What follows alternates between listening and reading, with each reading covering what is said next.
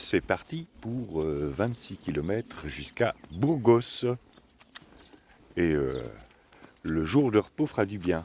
On pourra enfin se réveiller à une heure raisonnable et pas être réveillé à 5 heures du matin par la lumière dans les yeux et puis des bruits un peu partout dans le dortoir.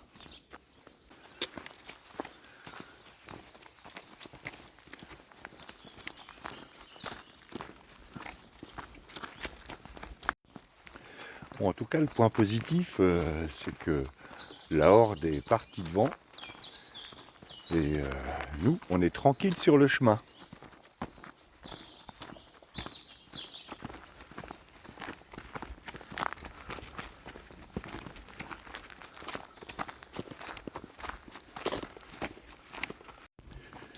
On va profiter de cette traversée d'un bois de chêne dans la quiétude du matin pour essayer de mettre la machine en route. Et je pense qu'en traversant la Meseta, je ferai un petit sujet sur l'évolution de la population du chemin, telle que je l'ai constatée, mais aussi telle que l'ont constaté des pèlerins qui sont des habitués du chemin, notamment un Espagnol avec qui j'ai eu une conversation intéressante après manger hier soir.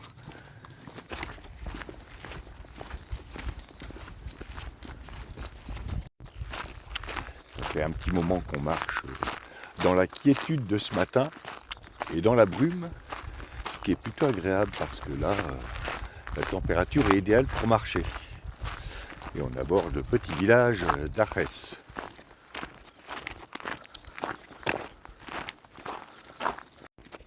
Et non, on ne va pas s'arrêter tout de suite au bar.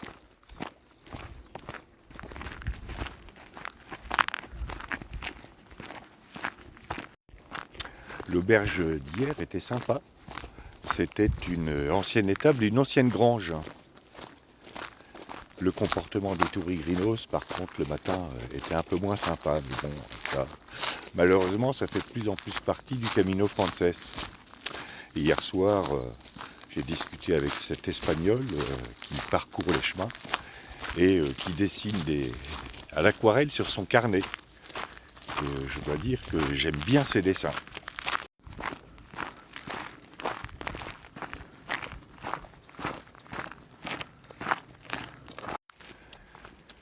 Et il y a un nid de cigogne sur le clocher avec une cigogne dedans.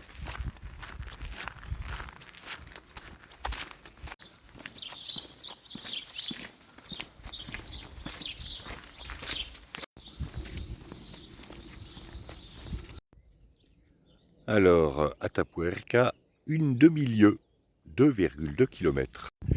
Ce qui fait qu'ici, une lieue doit faire 4,4 km.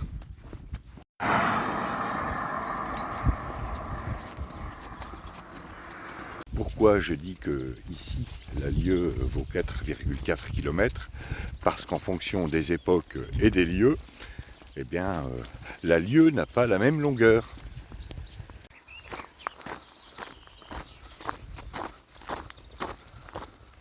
Dans l'Empire romain, par exemple, l'analyse des bornes milliaires, dont j'avais parlé l'an dernier dans une de mes vidéos, et je ne me souviens plus de laquelle, donc vous serez obligé de regarder toute la série. Ben voyons. Donc, disais-je, l'analyse des bornes milliaires le long des voies romaines montre que la lieue romaine faisait entre 2400 et 2500 mètres. En France, sous l'Ancien Régime, les lieues faisaient aux alentours de 4 km, voire entre 3 km 200 et un peu plus de 4 km. Mais la lieue de Paris n'était pas la même que la lieue de la Beauce, la lieue de Normandie ou la lieue d'Anjou.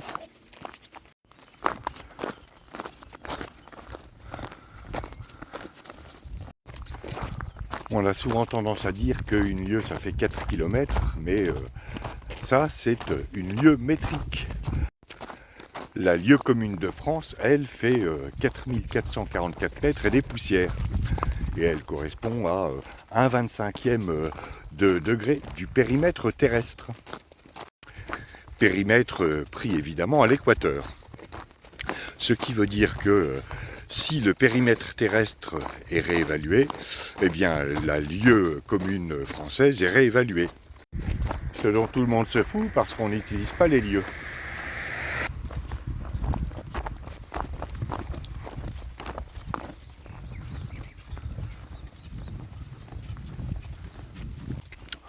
En lieu et place, bon, ça c'est fait. En lieu et place, on utilise notre bon vieux système métrique. Enfin, bon vieux, qui est quand même relativement neuf au regard de la durée de l'histoire humaine. Sauf pour les Américains qui utilisent le système impérial, si bien qu'ils arrivent à perdre le contrôle de certaines de leurs sondes spatiales.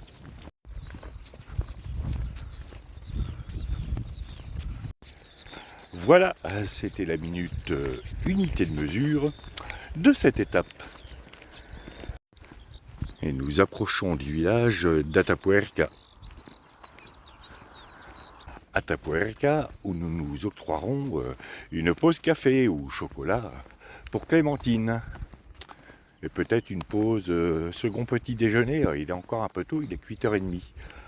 Petit déjeuner intermédiaire. Voilà, tiens, c'est nouveau ça, petit déjeuner intermédiaire. Et là, il semble que ce soit une œuvre d'art.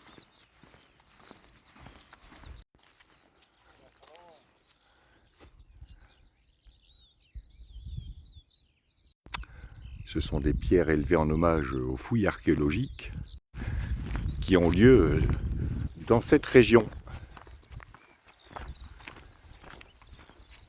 Ces fouilles sont d'ailleurs classées au patrimoine mondial de l'humanité par l'UNESCO.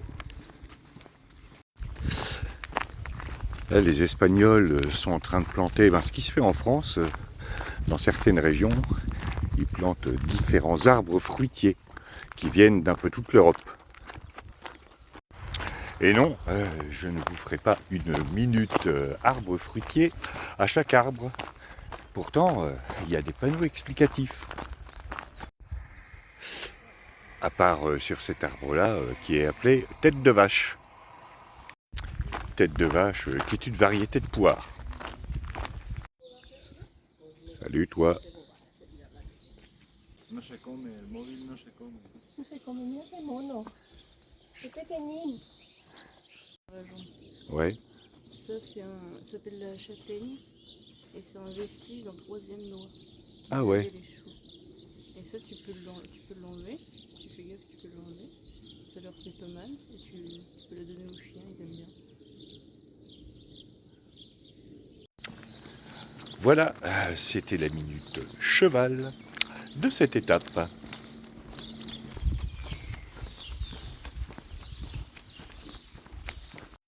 Bon, mon radar à bar m'a indiqué qu'il devait y avoir un bar près de l'église.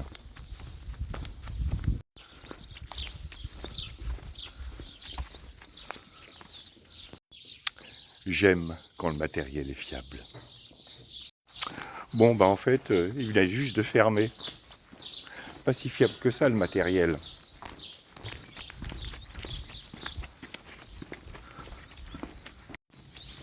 Tous les bars sont fermés. Alors que le groupe des Françaises qu'on a croisé, vous avez indiqué, oui, allez à Papasol, c'est ouvert, il y a du café. Ça, c'est pas de bol.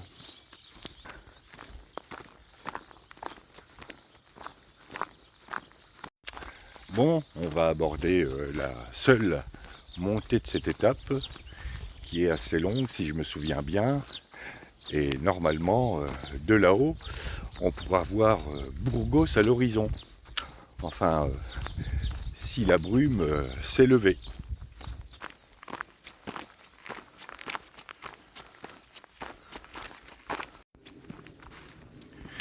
Bon, on passe à côté d'une zone militaire.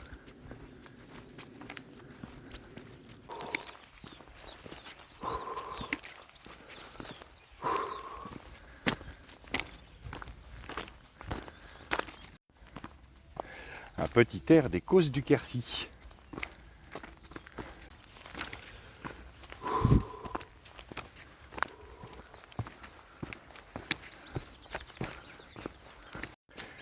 Et cette Sierra de Atapuerca, ça va être le dernier relief significatif qu'on va franchir avant un bon moment, avant les monts de Léon, parce qu'après, à partir de Burgos, on aborde la Meseta.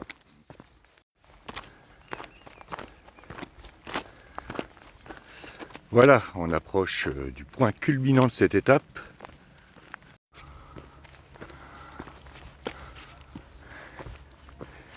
Avec sa croix et toujours sa chaussure en haut. Et après, eh bien, ça va descendre jusqu'à Burgos. Enfin, sa paire de chaussures en haut, qui ont dû être remplacées depuis 4 ans. Voilà, face à nous, c'est la Meseta. Et là-bas, au loin, c'est Burgos. Burgos qui, mine de rien, est encore à 15 km. Et on devine la cathédrale et la piste de l'aéroport.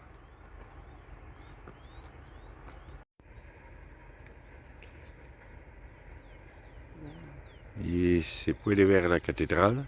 No la veo. Y ¿Tú la bueno, ves? No. sí, un poco. Ah, bueno, espera. Sí, igual sí.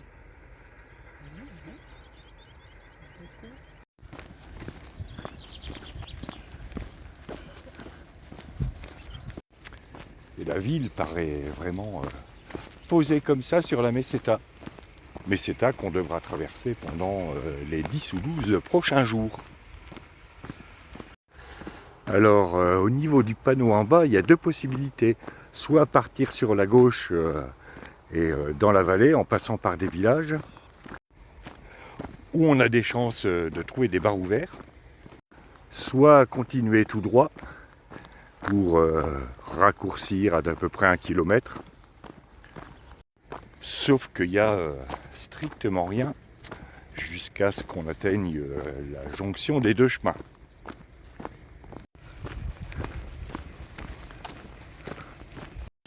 Je ne sais même pas d'ailleurs si ce raccourci est balisé, mais de toute façon, peu importe pour nous, puisqu'on va prendre l'option bar, en espérant qu'il soit ouvert, pas comme à Tapuerca.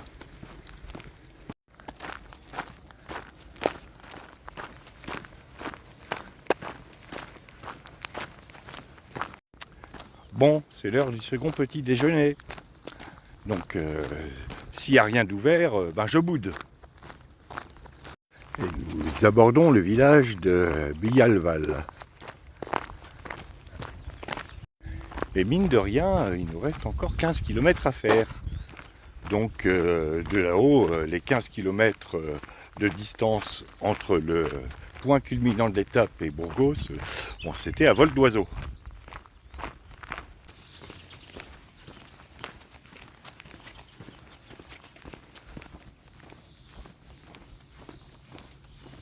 Je boude.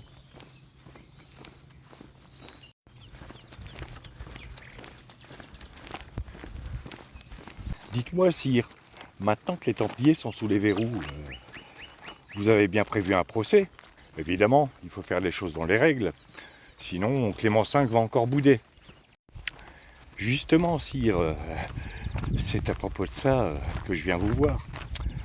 Vous ne pouvez pas faire le procès du temple comme ça. Comme le temple est sous les ordres du pape, il n'y a que lui qui a le droit de faire son procès.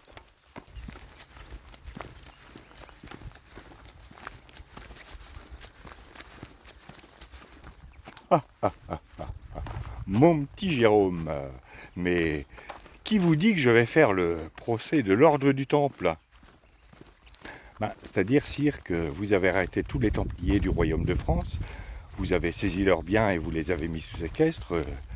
Comment qui que ce soit pourrait ne pas penser que vous voulez attaquer et faire le procès de l'ordre du temple lui-même? Élémentaire, mon petit Jérôme. Je ne vais pas faire le procès de l'ordre du temple lui-même. Je vais faire le procès de chaque chevalier templier individuellement. C'est la même chose, non? Oh, mais pas du tout. Pas du tout, pas du tout. Je vais confier ça à l'Inquisition.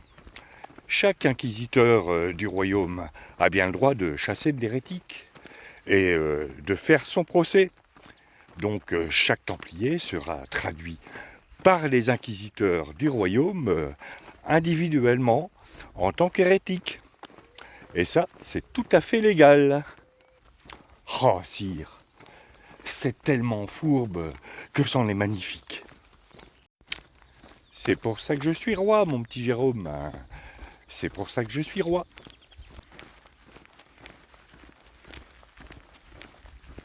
La suite, après le village. Est-ce que je vais rebouder ou pas? Là est la question. En tout cas, je vois des parasols déployés. C'est déjà un bon signe. Alors, je vois des têtes assises qui dépassent. À l'emplacement des parasols, ce qui est un deuxième bon signe. Donc, le bar devrait être ouvert. C'est ça, être trappeur, pisteur, homme des bois. Il faut savoir détecter tous les signes, lire toutes les traces qui mènent au bar. Oh, ce texte, c'est beau comme un programme d'RMC Découverte.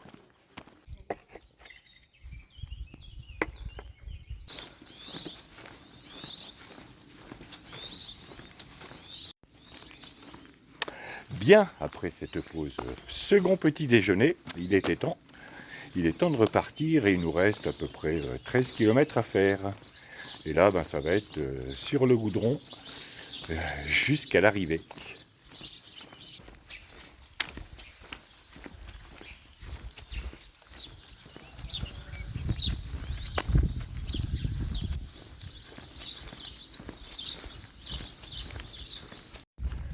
Bien, reprenons donc avec ce procès des Templiers.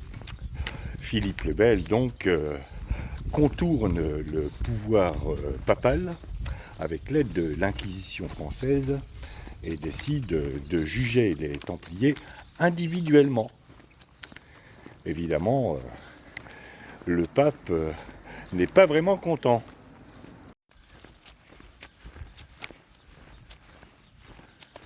Clément V décide par conséquent de sévir et accuse les inquisiteurs français d'avoir outrepassé leurs droits et manqué à leurs devoirs. Il frappe donc les inquisiteurs français d'indignité et suspend tout leur pouvoir. Suspendre notre permis de chasse quand même, c'est vraiment pas cool. Bon, ça suffit le chien. Qu'est-ce qu'on va trouver comme prétexte pour picoler le dimanche matin maintenant? Vous avez qu'à aller à la messe.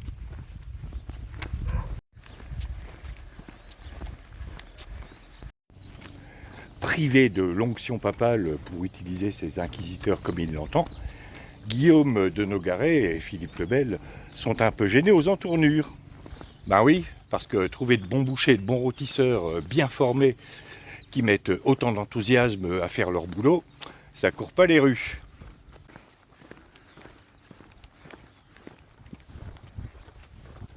De leur côté, les courtisans du roi font courir le bruit que tout ce qu'a fait Philippe le Bel jusqu'à maintenant l'a été avec l'assentiment du pape.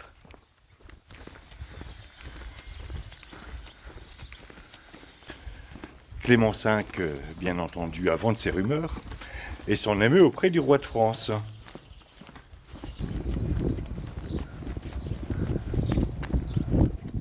Oh, votre sainteté, vous savez ce que c'est? On dit un truc, les gens comprennent tout de travers, et puis avec Facebook et Twitter, la rumeur se répand. Et ensuite, les journalistes reprennent la rumeur sans la vérifier, et ça fait des dégâts. Mais c'est pas de ma faute, hein. La suite, après avoir traversé l'autoroute.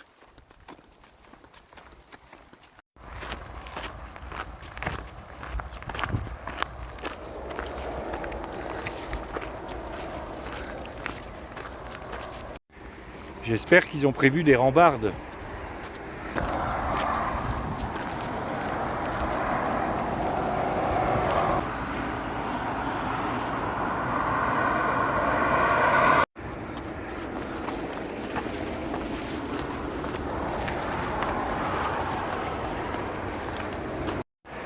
Et on va bientôt aborder l'aéroport. On passera en bout de piste.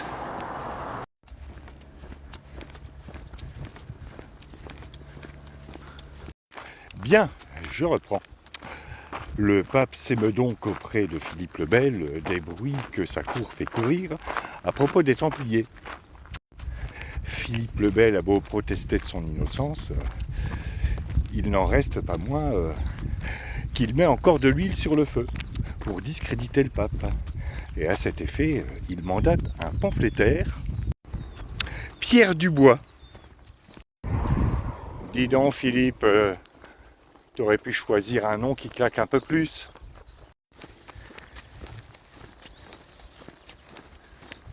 Et alors que nous abordons le bout de piste de l'aéroport de Burgos, je ne vous ferai pas lecture des pamphlets de Pierre Dubois, dont j'ai lu une bonne partie hier soir, mais grosso modo, c'est du même tonneau que certaines tribus d'intellectuels et d'artistes, publiées par des journaux dits de référence, et qui parlent de choses dont ils connaissent rien du tout, et veulent donner des leçons aux scientifiques sans même connaître leur table de deux.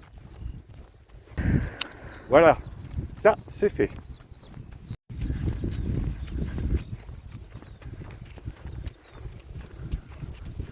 Certes, Pierre Dubois est un pamphlétaire, mais il ne manque pas pour autant de talent. Et il cite même le droit canon. Quidam perplexissun nervi testicularum Léviathan.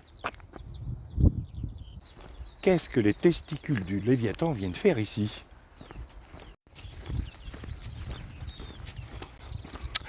Je reprends. Quidam perplexisunt nervi testicularum Léviathan, id est peccata per quae patet et expertum, idesque de peccatum, unum est causa et occasio mulorum peccatorum. Ça me paraît tout à fait clair.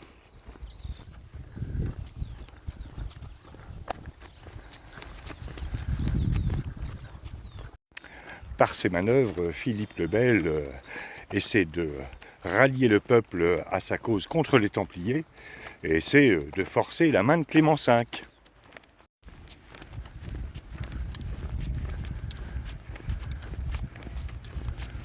Cependant, Clément V tient bon et il fait interrompre la procédure illégale selon lui enclenchée par Philippe le Bel.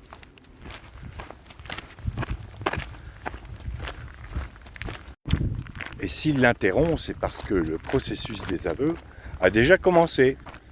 Sur les 137 Templiers arrêtés à Paris, 38 vont mourir sous la torture, après avoir avoué des crimes plus innommables les uns que les autres. 3, cependant, résisteront à la torture et n'avoueront rien. Dans votre face, les dominicains.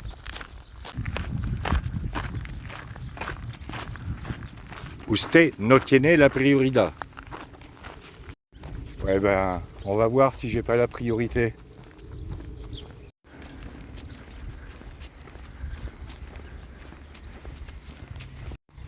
La procédure étant interrompue par le pape, comment le reste du procès se déroulera-t-il? Qui en seront les protagonistes? Et qui en profitera? Eh bien tout ça, vous le saurez, pas demain, parce que demain c'est journée de repos. Et là, on va aborder la partie urbanisée.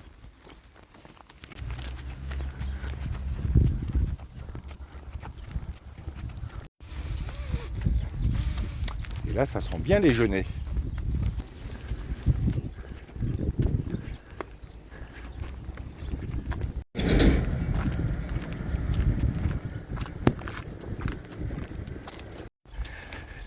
Et nous abordons Villa Fria.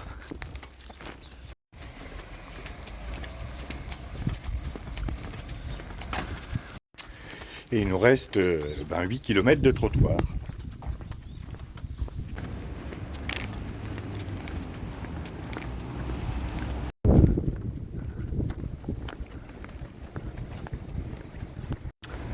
Ah, nos tourigrinas américaines qui nous ont dépassé tout à l'heure, comme si elles couraient le marathon, ont décidé de s'affranchir des 8 derniers kilomètres. Elles étaient à un arrêt de bus.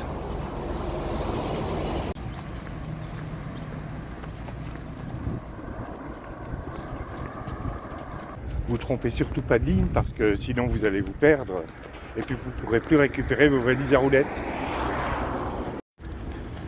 Je sais, je me moque. Enfin, non. Clémentine et moi, on se moque parce que elle a vite remarqué la différence entre Peregrinos et Tourigrinos. Bon, l'usine Bridgestone est toujours là.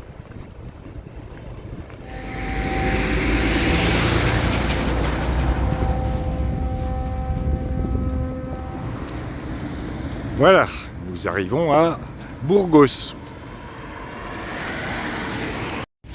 Mais il nous reste encore 4 km à faire. On vient d'en faire 4 dans cette zone industrielle.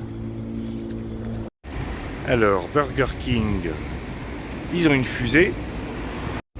Et juste à côté, il y a McDonald's. Qu'ont-ils dans leur jeu?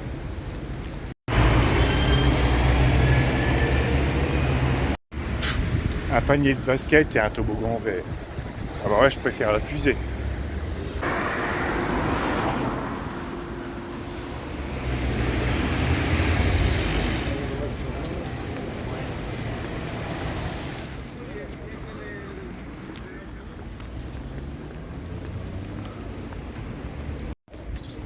C'est long, hein.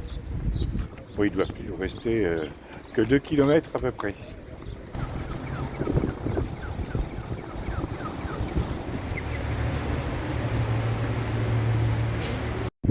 Bon, on arrive enfin dans le vieux Burgos.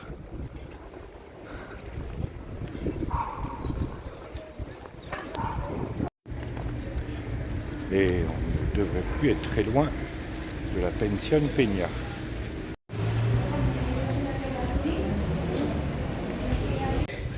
Et ça devrait être dans cette rue. Voilà, on est installé. Et là, on va manger. Donc, fin de cette étape de 25 km et demi. Et l'arrivée, comme prévu dans Burgos, a été très longue. Et le check-in, comme on dit, a été long aussi. Voilà, demain, c'est journée de repos. Et ça va faire du bien. À demain pour de nouvelles aventures.